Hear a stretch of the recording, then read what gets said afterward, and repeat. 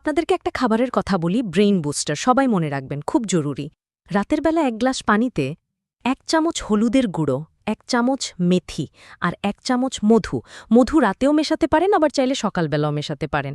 এই যে ভিজিয়ে রেখে সকালবেলা পান করলেন, এর উপকারিতাগুলো শুনুন। মধুর মধ্যে রয়েছে গ্লুকোজ এবং ফ্রুক্টোজ, যা ইনস্ট্যান্ট আপনার ব্রেইনে এনার্জি দেবে।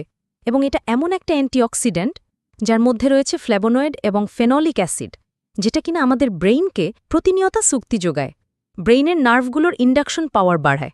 কথা কি বুঝতে পারতেছেন? ব্রেইনের কর্মক্ষমতা বাড়বে। হলুদের গুঁড়ো এটা একটা অ্যান্টি ইনফ্ল্যামেটরি এজেন্ট। এটা আমাদের ব্রেইনটাকে সুরক্ষা দেয়, নিউরনগুলোকে সাপোর্ট দেয়, নিউরনকে ধ্বংসের হাত থেকে রক্ষা করে। এবং এর মধ্যে রয়েছে BDNF, brain derived neurotrophic factor, যা এক ধরনের প্রোটিন। এইটা যখন আপনার শরীরে বেশি বেশি তৈরি হবে, তখন নতুন নতুন নিউরন তৈরি হবে, আপনার ব্রেইনের কর্মক্ষমতা অটোমেটিক বাড়বে ইনশাল্লাহ। এবং মেথি এটা দীর্ঘ সময় ধরে ধীরে ধীরে যতটুকু আপনার প্রয়োজন ঠিক ততটুকু করে গ্লুকোজ আপনার ব্রেইনে সাপ্লাই দেবে। তার মানে এই 3টা জিনিস যদি একসাথে আপনি খান, আপনার ব্রেইনের ক্ষমতা অন্যদের থেকে বহুগুণ ইনশাল্লাহ বেড়ে যাবে। প্রতিদিন সকালে এটা খাওয়ার চেষ্টা করবেন, রাতে ভিজিয়ে রেখে সকালে খাবেন। এর পাশাপাশি বিজ্ঞানীরা বলতেছে, কেউ যদি কৃতজ্ঞতা প্রকাশ করে, তার ব্রেইন থেকে ডোপামিন এবং সেরাটোনিন হরমোন রিলিজ হতে থাকে। তার অক্সিডেটিভ স্ট্রেস, ডিপ্রেশন, অ্যাংজাইটি, হতাশা সবগুলো কমতে থাকে ইনশাল্লাহ। কথা কি বুঝতেছেন? কৃতজ্ঞতা প্রকাশ করবেন, আপনার ব্লাড প্রেশার নিয়ন্ত্রণে থাকবে, আপনার রক্ত পরিশুদ্ধ হবে, আপনার মেমোরির যেই কনসেন্ট্রেশন, ফোকাসিং পাওয়ার, এটা বাড়বে। আপনাকে একটা সহজ জিনিস বুঝাই দেখেন।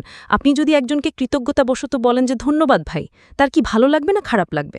ভালো লাগবে। সে কি আপনার উপর রাজি খুশি হবে কি না? তো এটাই তো, কৃতজ্ঞতা প্রকাশ করলে আপনার বাড়িয়ে দেওয়া হবে। এটা আল্লাহর ঘোষণা। আর আল্লাহর ঘোষণা কি ভুল হওয়ার কোনো স্কোপ আছে? কোনো স্কোপ নাই। রাতের বেলা আপনারা স্টুডেন্ট যারা আছেন, ঘুমানোর আগে ঈশান নামাজের পর দেরি করবেন না। ঘুমানোর আগে 2 রাকাত নফল নামাজ পড়বেন। এবং রাতের যে আমলগুলো আছে, সূরা মুলক, আয়াতুল কুরসি, সূরা বাকারার শেষ 2 আয়াত, 3 কুল, 33 বার সুবহানাল্লাহ, 33 বার আলহামদুলিল্লাহ, 34 বার আল্লাহু আকবার, এগুলো পড়ে বিছানায় যাবেন। আল্লাহ তাআলা দেখবেন আপনাদের সুন্দর একটা ঘুম দেবে। ব্রেইনের মধ্যে যত খারাপ জিনিস আপনি শিখেছেন বা জেনেছেন, এগুলো ইনশাল্লাহ ওয়াশ আউট হয়ে যাবে। আর ভালো ভালো তথ্যগুলো যেগুলো আপনি শিখেছেন, ওগুলো দীর্ঘস্থায়ী মেমোরি সেন্টারে রিজার্ভ হবে। কৃতজ্ঞতা প্রকাশ করে ঘুমাবেন। ভোরে উঠবেন, উঠেই আগে বলবেন আলহামদুলিল্লাহ। অজুটা করে আগে আবার নফল নামাজ। ভোরে উঠলে কি হবে? আমার ভাই ডক্টর নাবিল এটা নিয়ে অনেক আলোচনা করেছে যে ভোরবেলা যদি আপনি উঠেন, আপনার ব্রেইনের মধ্যে আলফা ওয়েভ তৈরি হয়। এগুলো তো এখন আপনাদের মুখস্থ হয়ে যাওয়ার কথা। আলফা ওয়েভ তৈরি হলে কি হবে?